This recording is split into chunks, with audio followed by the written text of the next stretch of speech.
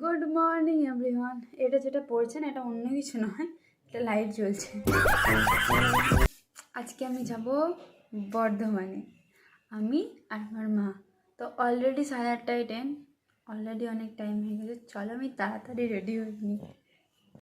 তো আমি রেডি হয়ে আয়নার সামনে চলে এসেছি। আমার মাম্মি ওদিকে রেডি হয়ে গেছে, আমার মা যান। আর এদিকে আমার মা কি মশলা নিয়েছে, এটা গোটা ধনে এটাকে কুটবে। তো আমার স্কুটি রানি চাবিটাই দরকার, চলো বেরিয়ে পড়া যাক। তো আমরা চলে এসেছি স্টেশন আসার সাথে সাথেই ট্রেন ঢুকে গেছে। আমি আর আমার মা, আমার ওভারব্রিজে উঠতে ভাই দম ছুটে যাই। এদিকে ওভারব্রিজ টপকাতে না টপকাতেই ট্রেন ঢুকে গেছে। আমি ট্রেনে উঠে চাঁদ তারা খেতে খেতে চলে যাচ্ছি বর্ধমানে।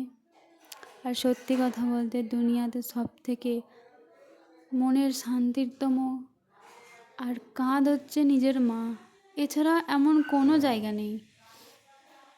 তো মা আর আমি গল্প করতে করতে বর্ধমান পৌঁছে গেছি। আমি প্রথমবার বাসে চেপেছিলাম বর্ধমানে, ঠিক আছে। তো কে কে বর্ধমান থেকে দেখছো অবশ্যই জানিও।